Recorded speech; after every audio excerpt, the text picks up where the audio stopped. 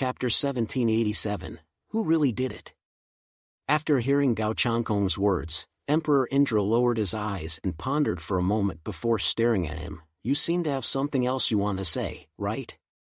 Gao Changkong smiled and said, That's not true, it's just that I think that no one could have taken the things on our way here without a sound.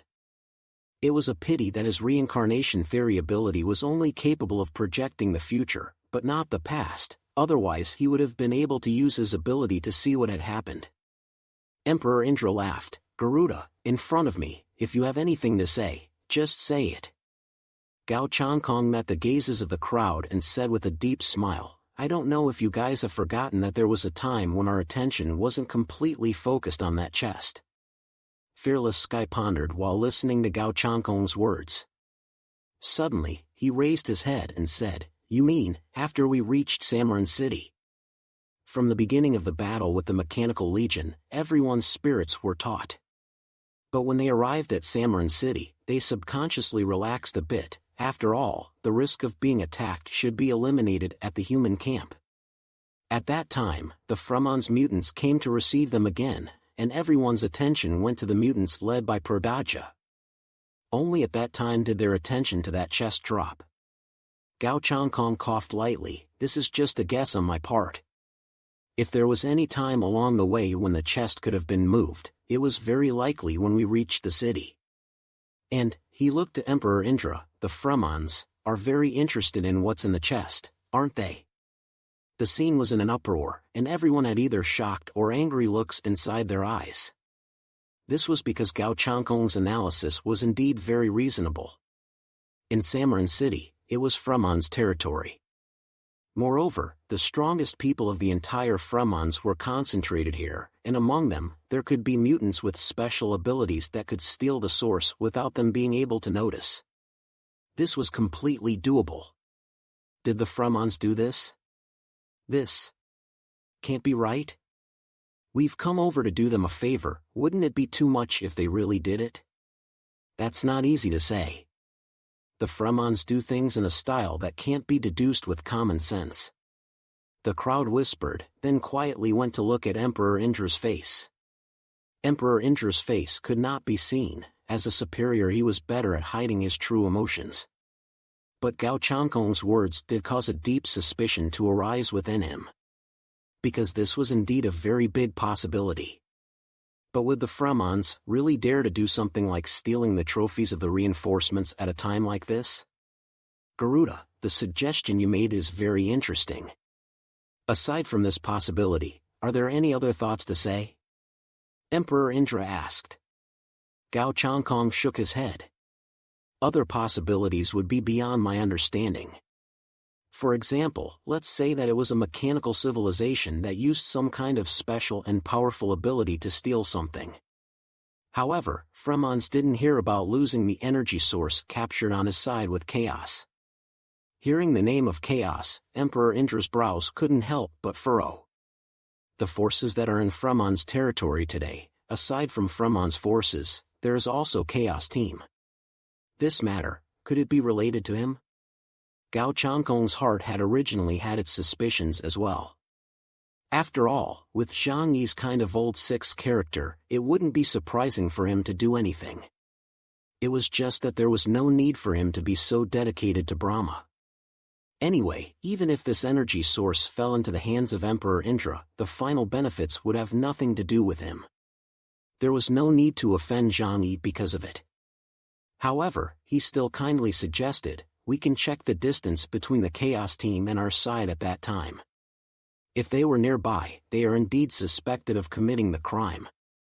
Emperor Indra pondered for a long time. He asked the others to withdraw first, and sat alone in the middle of the living room, his hands resting on his chin in deep thought. After a long time, he stood up and decided to go find Praja and make this matter clear. The most tea. The only way to do that then was to put things out in the open. After all, they had come over to help Fremons against the enemy, and their matter Fremons had to take seriously, or else they would be sitting on the fact that they were the culprits. So Emperor Indra directly found Praja and opened the door to the matter of the stolen energy source. Praja's eyes widened when he heard about this matter. What? Surprisingly, this kind of thing could happen? While he was shocked, suspicion arose within him. This mutant unit of Brahma was so strong that it was able to single-handedly take on an entire mechanical unit. To try to steal a valuable item under their noses, without a sound, was hardly too likely. That was why Praja couldn't help but wonder if Emperor Indra was unwilling to take out the energy source and study it with them, thus finding such an excuse to get rid of Fremon's pestering. Praja looked at Emperor Indra with a smile and said in a sincere tone, "For something like this to happen on Fremon's territory is simply intolerable. I really don't know what kind of person was able to steal that source of energy under the eyes of the famous 8 tribes of Brahma. If there really is such a person, he must also be a transcendent existence." Emperor Indra was no fool and immediately realized that Praja was also doubting him. He snorted coldly, his eyes burning as he stared at Praja, the suspicion within him even heavier. Could it be that it was really the Fremons who were crying out for a thief? Fremons is now a place where all the major powers and organizations of the world converge. There are crouching tigers and hidden dragons here, and there are countless mutants with powerful abilities. Even I, Brahma, can't guarantee that I won't be influenced 100% of the time. Mr. Praja, we came to support you. Now that something has gone wrong, you guys won't just throw your hands up and do nothing, right? The two men were suspicious of each other, and their eyes held some deep meaning, but it was not good to tear their faces off at a time like this. Praja said, "Of course, we will definitely investigate this matter seriously. A satisfactory explanation will definitely be given to your excellency." Emperor Indra, however, said, "The other party in this matter has done a pretty good job, leaving almost no traces behind. But I can be certain that it must be a high-level space ability mutant who did it. That's why I want to ask you guys to do me a favor." Praja asked, "What favor?"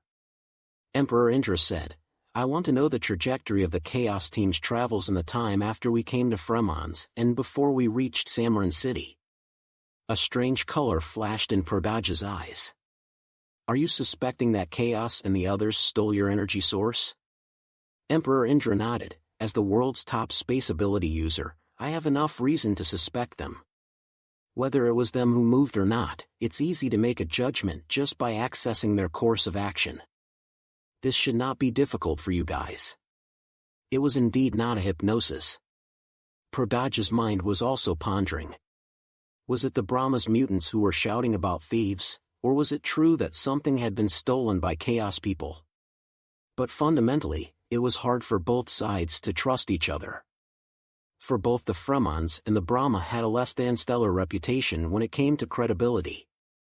But Praja still agreed to help Emperor Indra tune into Zhang Yi's team's travel route. After all, it wasn't difficult at all to locate a caravan that large chugging through Fremons. After Zhang Yi and his team had defeated a mechanical army a while ago, Praja had focused on having the information force keep an eye on their movements. Soon, a piece of data was transmitted from the information force to Praja's hands. He directly unfolded this data in front of Emperor Indra.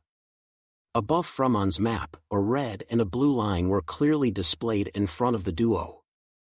The red one represented the traveling route of the Brahma train, while the blue one was Zhang Yi's team. Emperor Indra carefully stared at the two routes and realized that the trajectories were completely different and there hadn't been any overlap.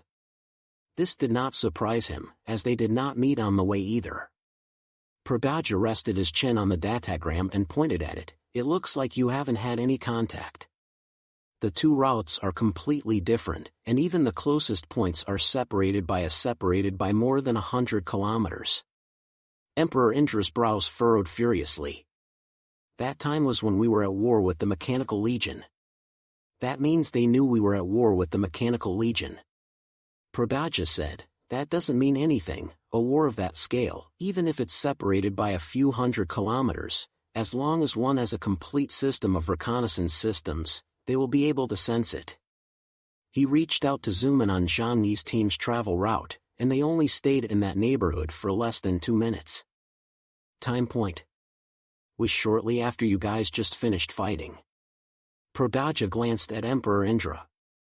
There's no way he could have taken the stuff right under your nose, right? There was some playfulness in these words. As a fellow bishop-level mutant, if Zhang Yi could do such a thing, wouldn't that mean he could assassinate Emperor Indra without a word? Praja's heart basically had a 50-50 certainty that Emperor Indra just refused to share the source of energy, so he deliberately made an excuse. Otherwise, how could something that important disappear without a sound? Not even a trace of it was left behind. Emperor Indra's frown tightened. He was well aware of Zhang Yi's abilities. Zhang Yi's space ability was mainly centered on himself, opening dimensional gates to collect objects or accommodate other people's attacks. But if he wanted to infiltrate the train, he would inevitably expose himself. And between the two sides, the closest distance was more than 100 kilometers. It was inconceivable that anyone could take the origin of a super-large mechanical life form through that far of a distance through the air, and then shove a discarded mechanical life form into it. Emperor Indra felt his head grow large. Could it be that there was a mole on his side? Azura and Gao Changkong weren't suspected much, but it couldn't be said that they were completely absent. No!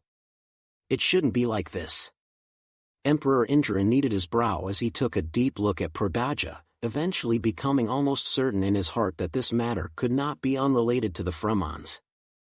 This was because after combining various aspects, only after they arrived at Samran City was the likelihood of something being stolen the greatest.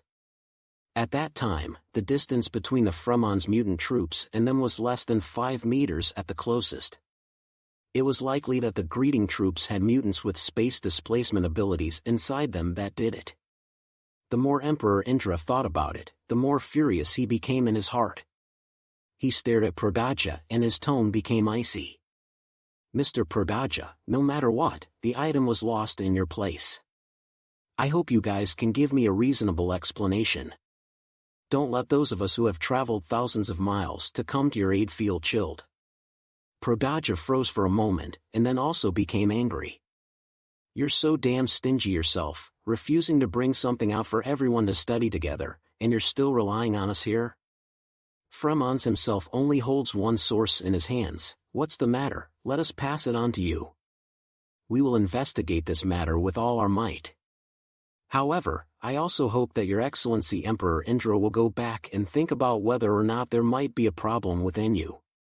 He spread both his hands. After all, if there really exists a mutant who can make you all undetectable, and who didn't even leave a trace after stealing the source of energy, then we Fremons would probably have a hard time solving him as well.